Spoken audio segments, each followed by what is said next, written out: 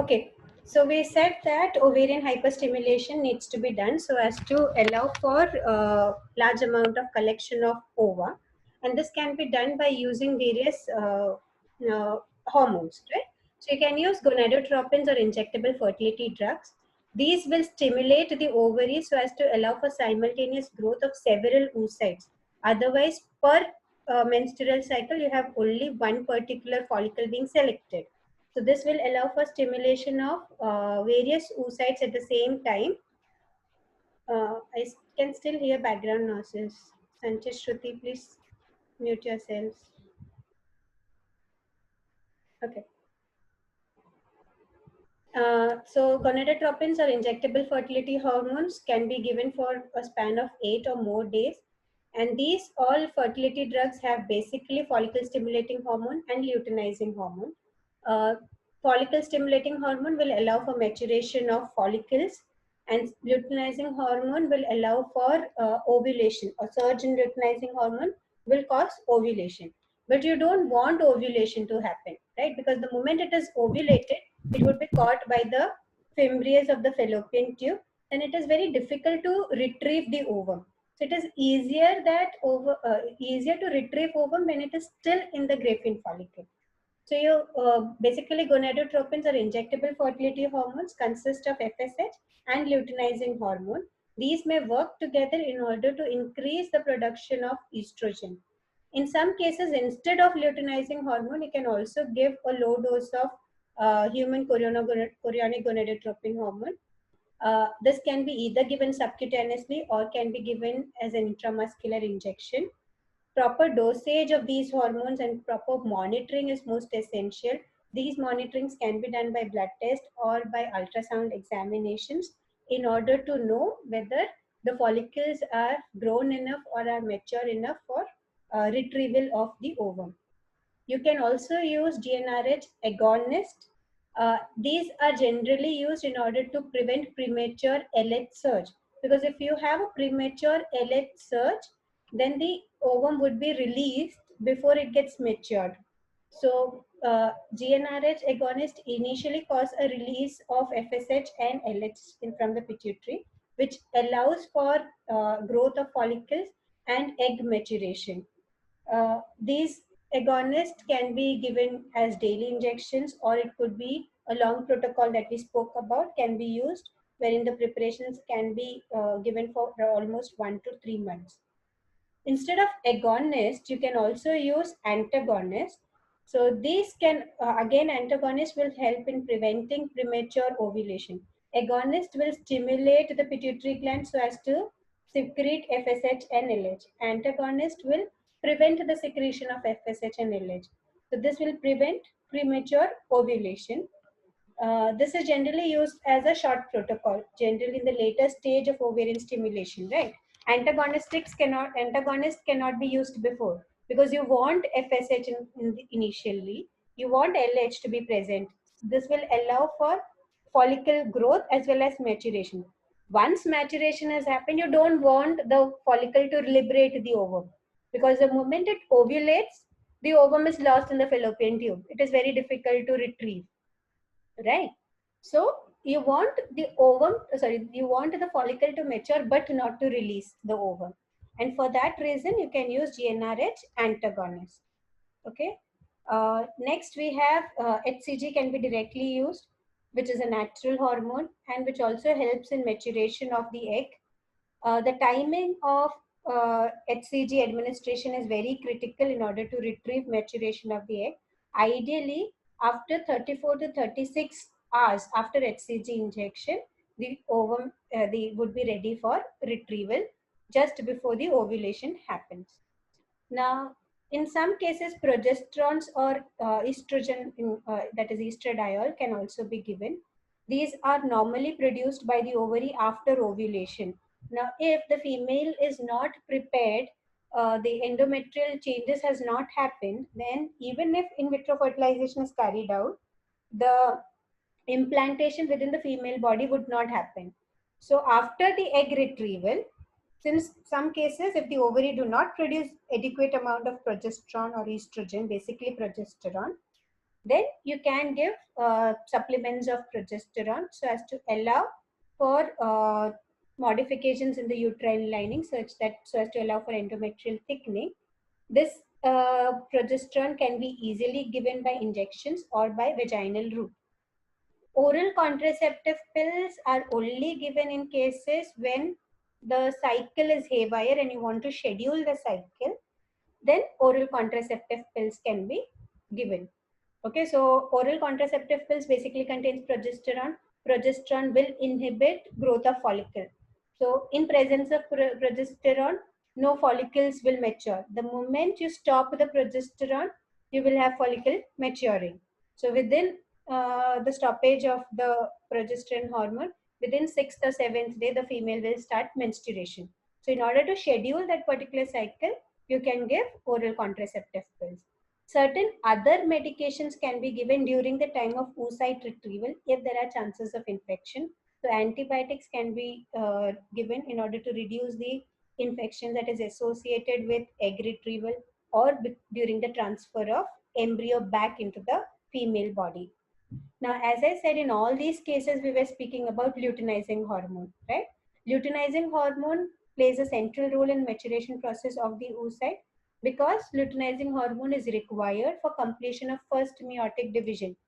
If there is an inappropriate secretion of luteinizing hormone, then quality of the oocyte would be impaired because oocyte will not have extruded its first polar body.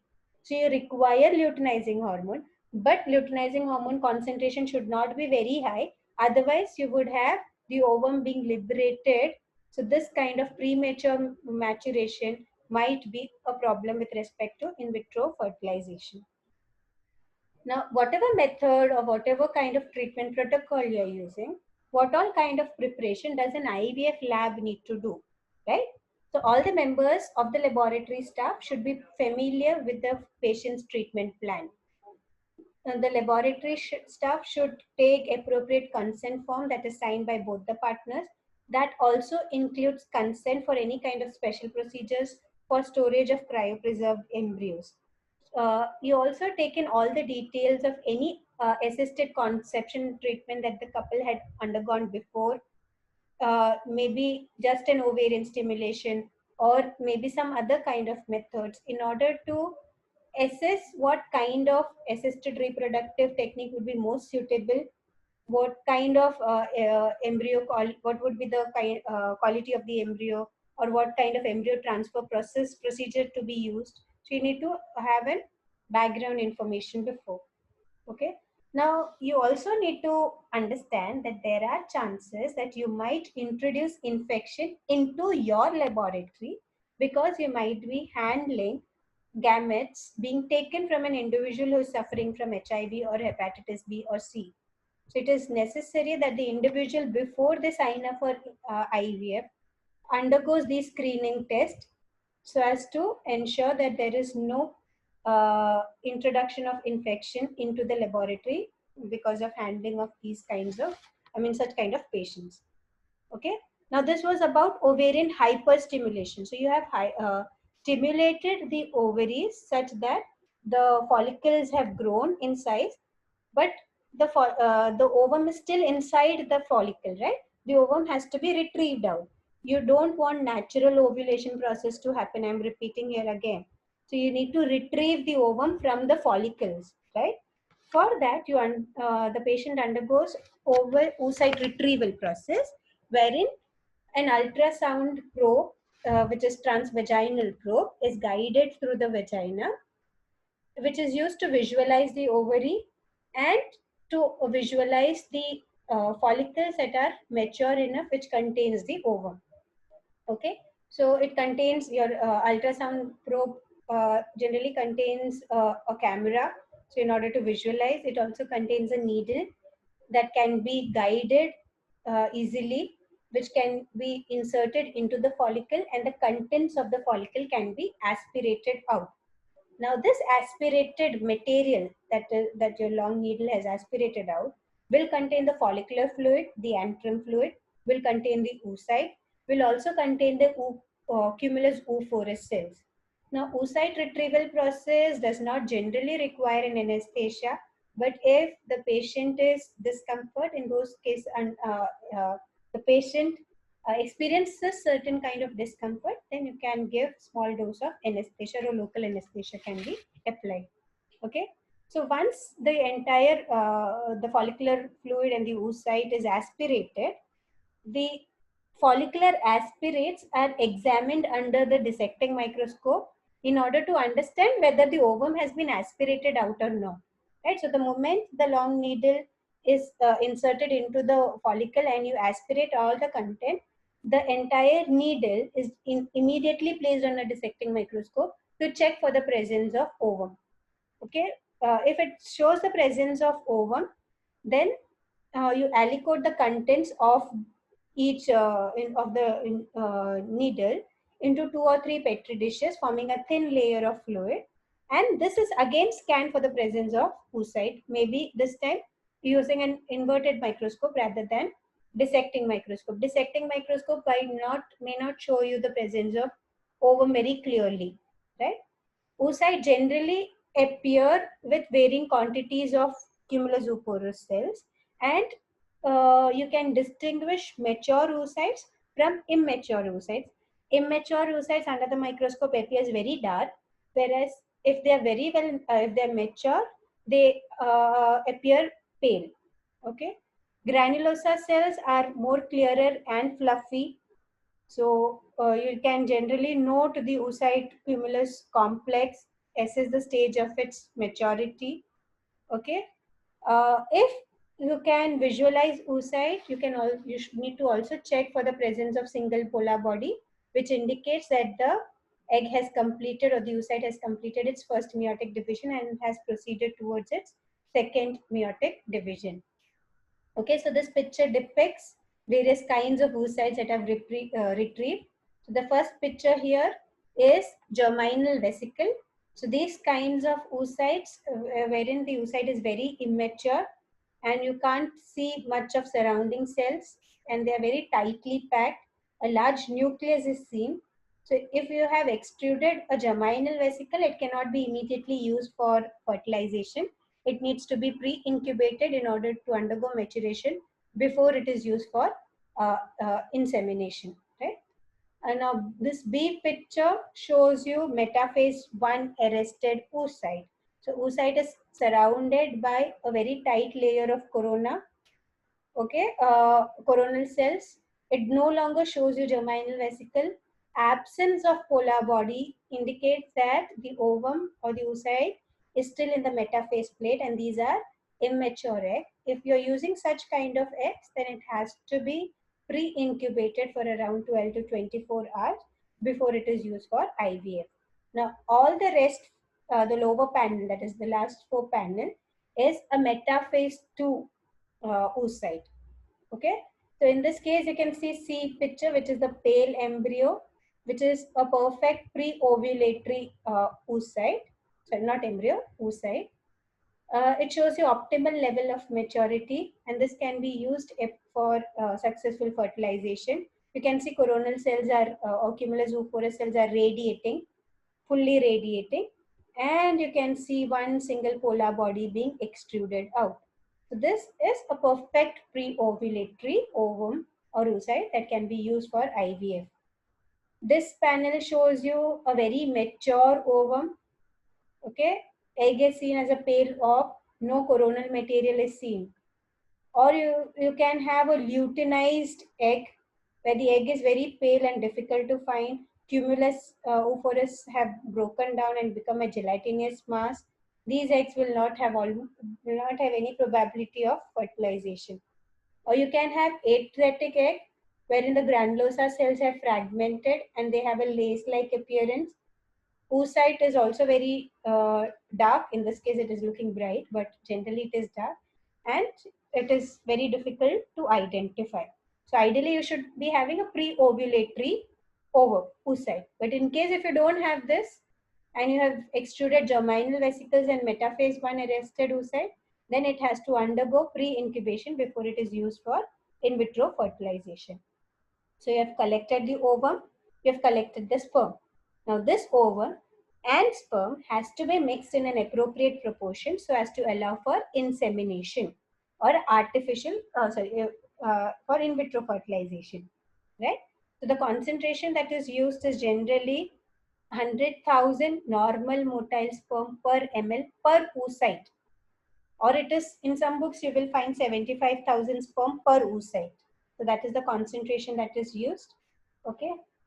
Now, if the sperm that you have prepared has concentration lesser than this, then you might have to increase the concentration. Only then it can be used for in vitro fertilization.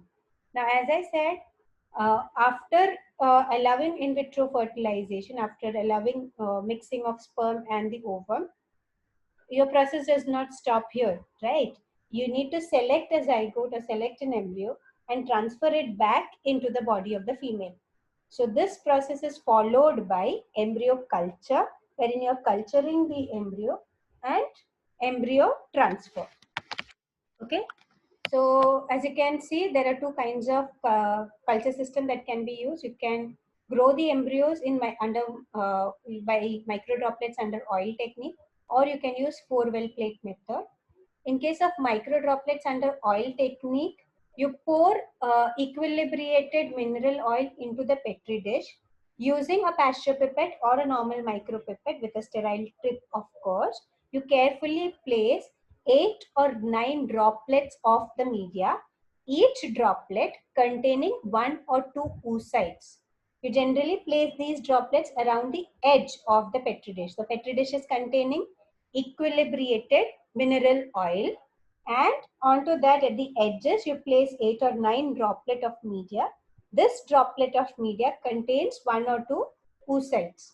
Okay. If it is pre-ovulatory oocytes, these can be cultured for, this can be maintained by this technique till they are used for for insemination process. So it wouldn't happen that the moment you retrieve the ovum, you will immediately process for in vitro fertilization. There might be certain delays, right? And during this, you need to you need to ensure the viability of oocyte. So this can be maintained using microdroplet under oil technique. Okay. Now you have another technique called as 4-well plate technique, wherein you have you number the plates, each plate containing around 0.5 to 1 ml of tissue culture media, and you allow overnight equilibration in an humidified incubator, and then each well is normally used to incubate around 3 oocytes. Okay. This can be then overlaid with equilibrated mineral oil. Overlaying with mineral oil prevents evaporation, it also helps in removal of certain debris that might be present in the oocyte during collection process. It also removes any toxic compounds that your media should have, but you need to ensure that the mineral oil is equilibrated, because your mineral oil should not contain any kind of toxins. So it can be equilibrated by flushing, washing with water, or washing with culture media. It can be equilibrated by passing carbon dioxide at 5% level, or it can be equilibrated by adding salts. So there are various techniques of equilibration. Each lab has its own technique. Okay. Once you maintain the ovum, then you will allow the insemination to happen. Now, once the in vitro fertilization has been done, you need to score the fertilization, right? You need to check whether fertilization has produced embryos of good quality, right? So and you need to check whether fertilization has happened or not. Just mixing of sperm and ovum does not ensure fertilization at all the time, correct? So you go in for embryo dissection. So this inseminated oocytes are then dissected after 17 to 20 hours of incubation with a sperm, right? In order to check whether fertilization has occurred or not. So you dissect in order to remove that corona or cumulus cells, and you need to carefully check for the presence of polar body. How many polar bodies it should be extruding? It should at least show 2 polar bodies or 3 polar bodies, right? If the initial polar body that is extruded also divides, then you will see 3 polar bodies. But ideally, you should be seeing minimum 2 polar bodies, and you should be seeing two pronuclei, a male pronuclei and a female pronuclei, indicating that fertilization has happened normally. Okay. Now, how do I score for pronuclei? How do I check for pronuclei? An inverted microscope is much better. So a normal fertilized egg should have two pronuclei, two polar bodies, regular shape with intact zona pellucida, and a clear, healthy cytoplasm. Okay, sometimes normal fertilized egg have cytoplasm which is slightly granular. However, if it is an unfertilized oocyte, then the cytoplasm would be very clear and featureless. So you can easily distinguish fertilized egg from unfertilized oocyte by looking at the cytoplasm. Fertilized egg will have slightly granular cytoplasm, whereas your unfertilized egg will have completely clear or featureless cytoplasm. Okay. The shape, as I said, of the egg should be spherical. Sometimes it might be irregular also. To answer Shrishti's question before, at times there have been cases seen that the embryos or the egg that was not considered to be fit for fertilization gives you better or successful pregnancy IVF outcomes as compared to that of ovums which were known, which were initially characterized as the best ovum for fertilization. So you never know. Some things work out, sometimes it doesn't work out. Okay. You should also see a clear halo of peripheral cytoplasm.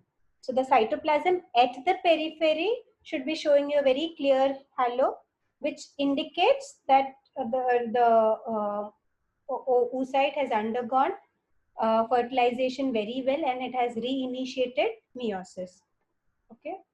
Now, ideally, once fertilization has happened, so day one is, the day when you mix and you score for your fertilization is your day one. From that, day zero is when you mix. Next day is day one, wherein you are scoring for fertilization. So you allow the fertilized egg or the embryo to grow, and these embryos are then transferred on day two of the uh, in vitro fertilization process. So you can see here this picture depicts a normal fertilized egg with two pronuclei, an intact zona pellucida. Here it is not very clearly seen. Polar body will also be generally seen. Here it is an abnormal fertilization wherein you can see three pronuclei. Okay. So remove zygotes with normal fertilization at the time of scoring, and you transfer it into a new dish or a plate which contains pre-equilibrated culture media, incubate for 24 hours, and then you transfer the embryo back on day 2 of in vitro fertilization. Any kind of delay of transfer might cause impairment in developmental potential. Okay, now there might be a case wherein oocyte do not show you, do not show any features of fertilization. That means fertilization has not occurred.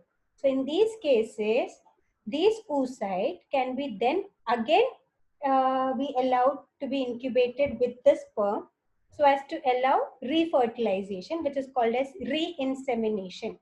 Many laboratories do not undergo this process, but in some cases, if oocyte retrieval is a difficult task and then there are certain issues, then you might go in for re-insemination. So this is done only if you have first failed IVF fertilization, right? So if there is no fertilization happening, only then the oocyte is again mixed with sperm, again re-incubated so as to allow for fertilization. If fertilization happens, then it can be used, and on day 2, it can be again reintroduced back into the body of the female, right? Ideally for re-insemination, you should be using fresh sperm sample. But if the husband is not available, the male partner is not available to produce a second sample within 26 to 28 hours of the oocyte retrieval, in those cases, the original sample that had been collected before can also be used. Now, there might be surplus oocytes that you might have collected. These oocytes, surplus oocyte or surplus embryos, can be frozen at its pronucleate level itself, that is, before the syngamy has occurred, before fusion of pronuclei. Okay, so cryopreservation should be initiated while the pronuclei are still visible before it fertilizes, before it undergoes syngamy. Clear up till now? Now we need to assess for embryo quality to check which embryos to be transferred, because you are fertilizing more than one oocyte, more than one kind of embryos would be formed. Now out of these embryos, which embryo has to be transferred back? So you use a scoring criteria. Scoring criteria are based on alignment of nucleoli, separation of pronuclei, presence of that clear halo, and whether they are able to show the first cleavage within 24 to 26 hours. So on day 2, your cleaved embryos may contain around 2 to 8 blastomeres, depends upon whether the embryo had a fast cleavage or a slow cleavage. Okay. Embryo transfer maybe one day later, that is at day 3, might not significantly jeopardize the pregnancy rate, but it is always better that you do an embryo transfer at day 2. Now, there is a difference of opinion. Some physicians say that the embryo transfer should be done on day 2 because delay might reduce conception.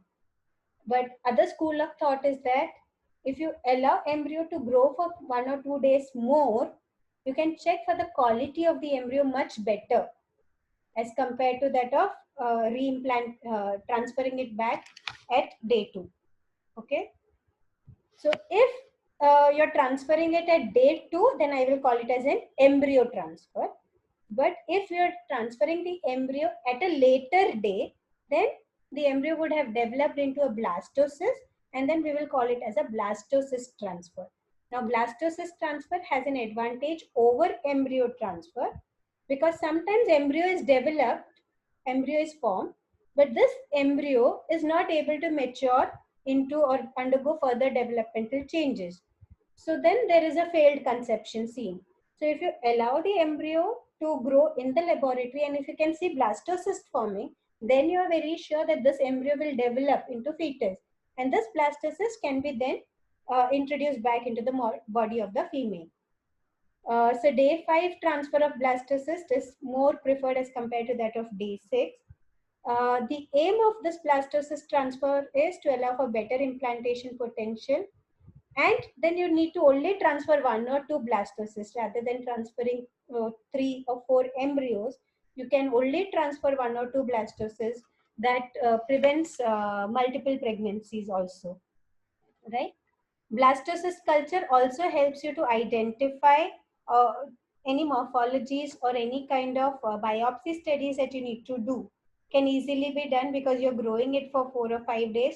So it gives you good amount of window time or window period. Okay. It also helps you to identify healthy viable blastocyst, and you can use a grading system in order to grade the blastocyst. Okay. The criteria that are used for grading the blastocyst or embryos would be the rate of division or the number of blastomeres that are formed, the size and shape or the symmetry of the blastocyst, the cytoplasmic appearance of the blastomeres. Blastomeres are the cells of the blastocyst. Presence of nucleate cytoplasmic fragments, appearance of zona pellucida can all be done. As I said, these methods or these criteria for evaluation, though they are quick and non-invasive and are easy to carry out, it might not always give you the best result because these are based on a kind of, what do you say, it's your judgment, right? So your prognosis might not be always 100% very correct. So grade 1 embryos are the embryos that have even and regular spherical blastomeres with moderate refractility, appearance of blastomeres that are in division and less than 10% fragmentation. Grade 2 embryos are uneven, but fragmentation is less than 10%. If fragmentation is more than 50%, then you classify it as grade 3. Grade 4, more than 50% of fragmentation, and the remaining blastomeres should be viable. Grade 3 will show an intact zona pellucida too. Grade 4, zygotes, these are zygotes with 2 pronuclei on day 2. as a result of delayed fertilization, or if you have used these for re-insemination. Grade 6 embryos are non-viable with lysed or dark or contracted blastomeres. Ideally, you should be using grade 1. If grade 1 is not there, grade 2 or grade 3 embryos can also be used. Okay, so these are the different kinds of blastocysts that you can see here. Here you can see 4 regular blastomeres with no fragments. Here you can, B panel shows shows uneven blastomeres with 10% fragmentation. C4 blastomeres with 20% fragmentation. Here you have 3 blastomeres with 50% fragmentation. This is human embryo at morula stage with nicely compacted uh, blastomeres. This is an expanded blastocyst which shows your inner cell mass and tropoblast as well as the blastocyst cavity. Okay, as I said, you generally use grade 1 embryos, but even the most beautiful grade 1 embryos can have numerical chromosomal abnormalities. So you cannot always judge. Hence, it is always essential that you can go in for pre-implantation genetic diagnosis by means of fish. Since you're culturing for 5 or 6 days, this possibility is there. If you're transferring the embryos back on day 2, then this possibility is reduced. The remaining embryos, maybe grade 1 embryos or grade 2 embryos, can be then cryopreserved. If there is failed IVF conception, then these embryos can be transferred back. Now coming to embryo transfer procedure, uh, since the rate of multiple gestation or multiple pregnancies are always higher with in vitro fertilization, so it is more than transfer of more than 3 embryos back into the female body is prohibited. So ideally, it is up to 3 embryos that can be uh, introduced into the body of the female. So you prepare a droplet of a fresh medium for the selected embryo. When the embryos for transfer have been identified and scored, no more than 3 embryos should be selected. After gently pushing the embryos together, you observe them under low power on a heated microscope. You turn off the microscope slide, wash your hands and wear gloves. Then you fill 1 ml of syringe with warm water. You remove any air bubbles. You check whether the syringe can be fitted inside the catheter and whether the sheet of the catheter moves very easily. Once that is checked, you draw warm media through the catheter into the syringe and you discard the excess of the media. Then you place the catheter into the drop away from the embryo so as to break any surface tension that might be created. Then you slowly aspirate the embryo into the catheter and then you check uh, whether the embryos have been loaded. Once it has been loaded, because you can always check the petri dish, if the embryos are absent there, that means the embryos have been taken up by the taken into the catheter. Now, once this is done, then the catheter is introduced into the female body through vagina, and then after introducing slowly the embryo into the uterus, the catheter is removed back. You check for any kind of fluid in the catheter.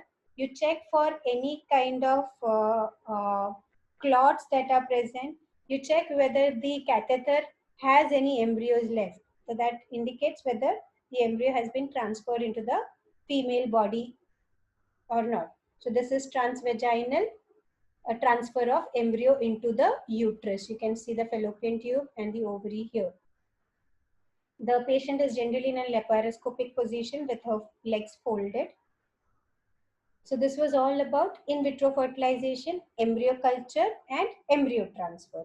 Now, as I said, IVF, Shrishti, I'll answer you, I'll address you in 2 minutes because I need to finish this off, okay? Assisted reproductive techniques involves your in vitro fertilization. It also involves intrauterine insemination, wherein the sperm can be directly introduced into the uterus. This gives you more natural option rather than going in for in vitro fertilization. So if there is a religious issue or something, then you can go in for intrauterine insemination. If intrauterine insemination fails, then the individual have to go in for IVF. You can also have intrafallopian transfer. If the fallopian tube, there is no abnormalities, if the tubes are not ligated, in those cases, the woman egg and the sperm can be directly introduced into the ampulla region of the fallopian tube. So then fertilization will happen and the ovum would be, the embryo would be implanted. So you're not having embryo culture and embryo transfer. The gametes are directly introduced into the fallopian tube. So ideally you use a fine tubing. Egg ovum is in the center. Top and bottom of the tubing you will have sperm, and this is introduced directly into the fallopian tube at the ampulla region. This is called as gamete intrafallopian transfer or GIFT. Then you have zygote intrafallopian transfer, wherein fertilization is carried out in vitro. Then this fertilized zygote at the pronuclear state itself, the fertilized egg directly is transferred into the uterus without any culturing technique. So you don't allow culturing up to day 2 stage, right? Or you can have the embryo transfer at its pronuclear stage when it shows the presence of 2 pronuclei. Then it is called as PROST technique, pronuclear stage tubal transfer. You can also, as I spoke about, going for intracytoplasmic sperm injections, wherein this is used when there is a severe male infertility seen. So in this case, the sperm can be directly introduced into the ovum. So you use a small glass tube to introduce the sperm directly into the cytoplasm of the ovum. This is a large glass tube to hold the ovum in place. Sorry. You have different methods of intracytoplasmic. First is SZI, which is subzonal injection. So you are introducing into the zona, into this area, inside the zona pellucida layer, or directly into the cytoplasm, which is intracellular sperm injection. Or you have zona drilling. If the sperm has problem with capacitation or acrosome reaction, then you drill a small hole in the zona and the sperm can be introduced. Or you have partial zona dissection, wherein zona is cleaved and then the sperm is introduced. So all these cases you generally go in for, you go in when the couple have recurrent IVF failures or severe oligospermia, or there is no motility seen. In all these cases, you go in for ICSF. So this was all about assisted reproductive techniques. Shrishti, you can ask your query. Shrishti? Ma'am? Yes. Sorry, ma'am, it was not unmuting. I wanted to ask about that you had mentioned earlier when there are incidents that because Shrishti, you have my phone number because we have less than 1 minute of